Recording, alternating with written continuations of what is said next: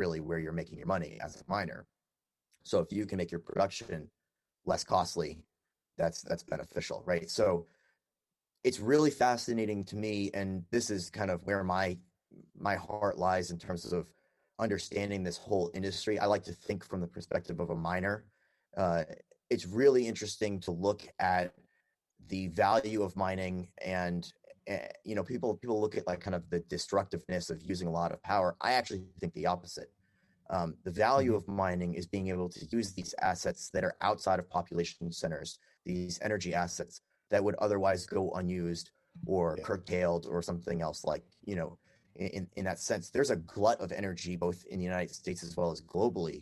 Yeah. And these processes that are basically, if they shut off, it's only economic problems, are so much different than your traditional data center. There's no real need for the same level of redundancy.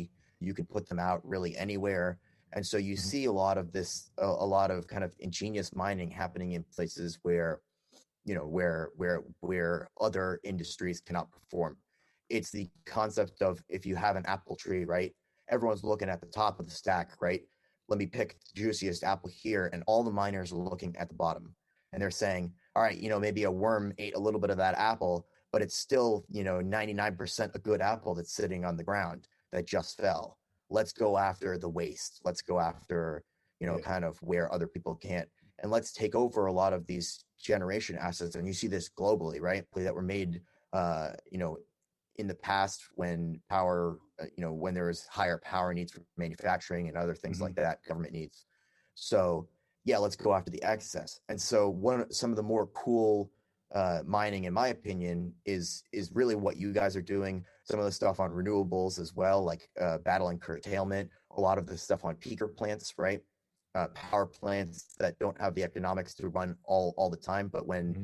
megawatt prices go up and when you can bid into the system, whether it's ISO or otherwise, then you're making money. Okay, what do you do with that plant the rest of the year? I mean, these are the things that miners are looking for, and you see it, on a broad level, just iterations on iterations of Yeah. the typical, mining setup. And so, yeah, that's, that combination uh, with all of the other economic stuff that, we're doing, especially a finance pool, I think is a really potent mixture. Yeah. Yeah. And I think we have a major competitive advantage in North America where there's a lot of stranded resources and rich natural gas reserves in that part of the world. Cryptocurrency mining or Bitcoin mining, let's just say, can add value to the communities where these natural resources are stranded because you're creating jobs, you're creating a new form of commerce, you're actually mining a commodity that has instant value.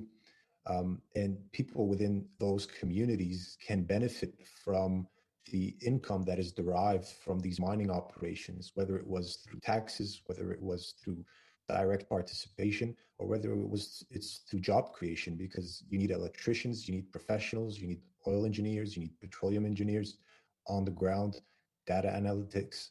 All these jobs can be created from wasted resources that our governments or the communities have not been able to unlock this untapped value for so long.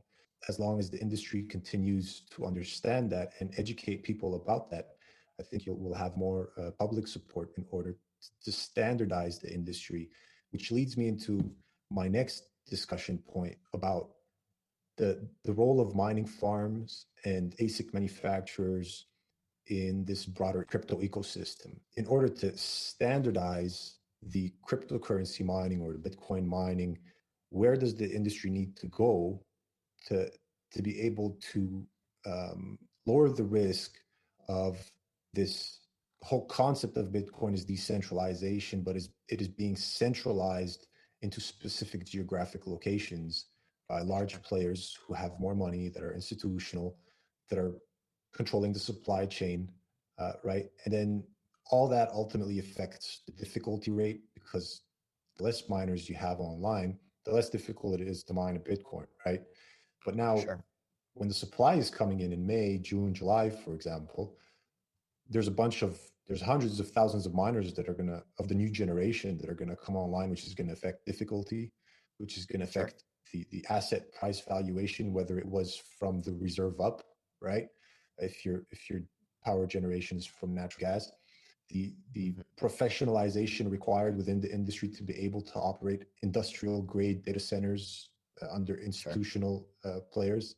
So all this, uh, I'm sure you have a perspective about which personally I would like to hear.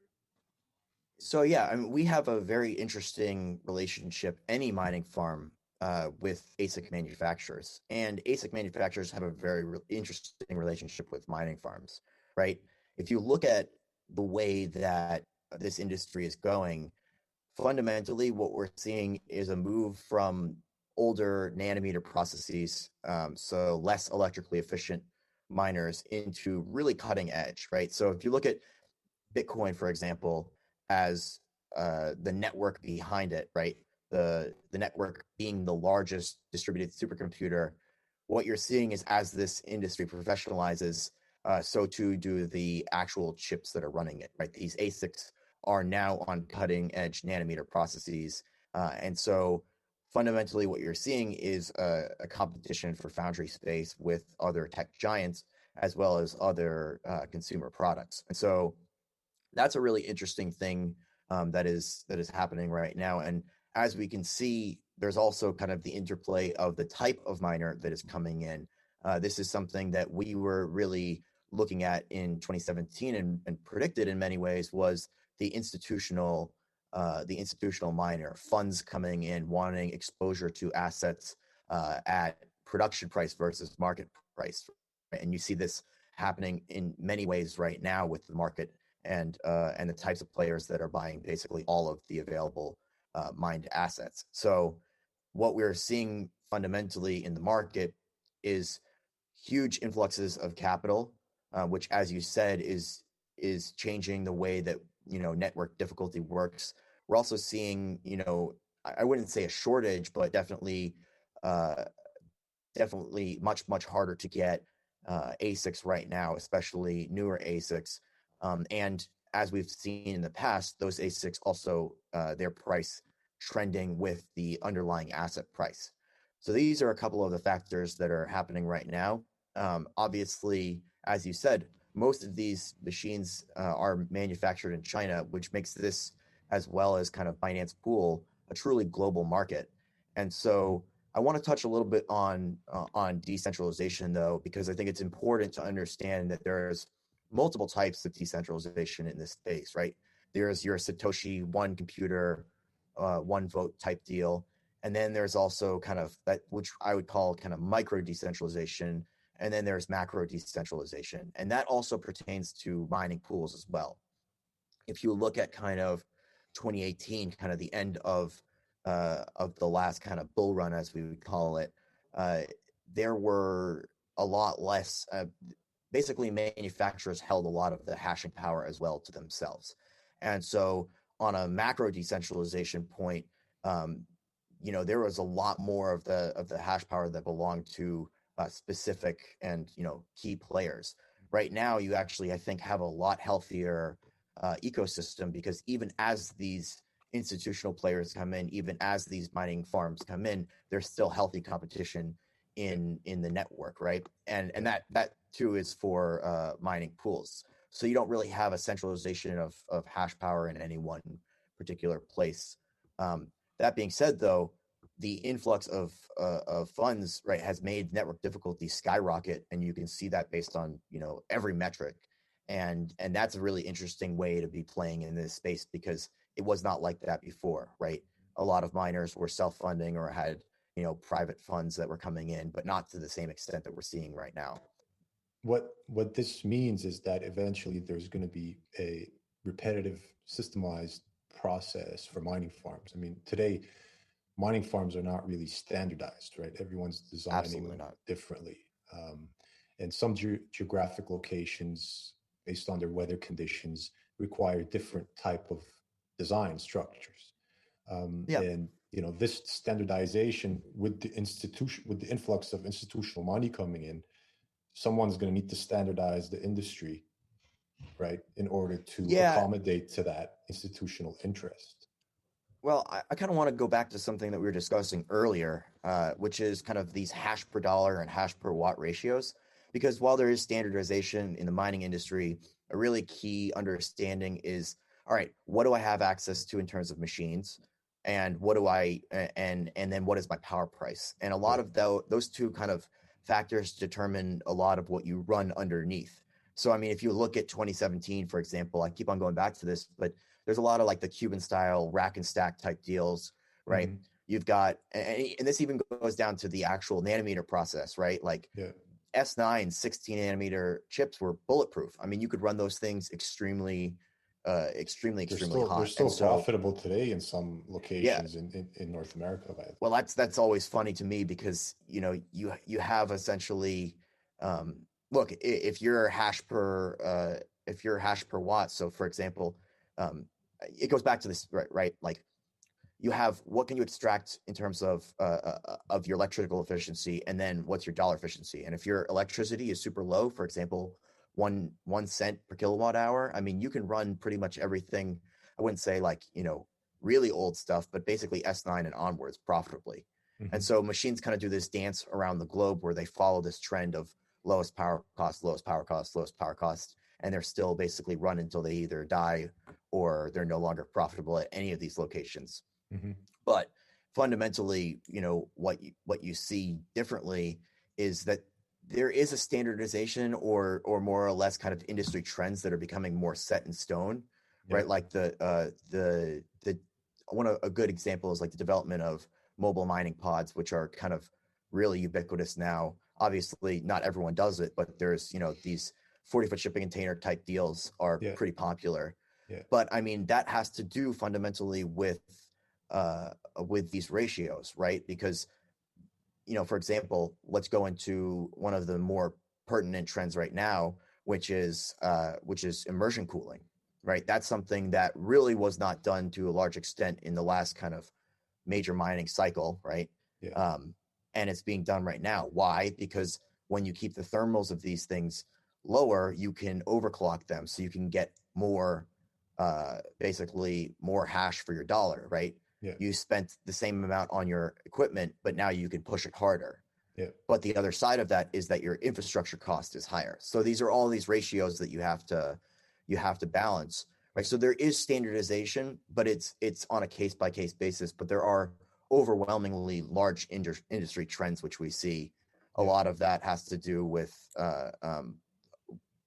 just kind of the availability of equipment and what you can run at And which location. ultimately, you would rather the longevity in your equipment, so avoiding overclocking equipment and keeping standard equipment running for as long as possible might end up better for you for the long term. And another concept or another point for standardization could be, the standardization of dollar per terahash, right? Or hash rate index.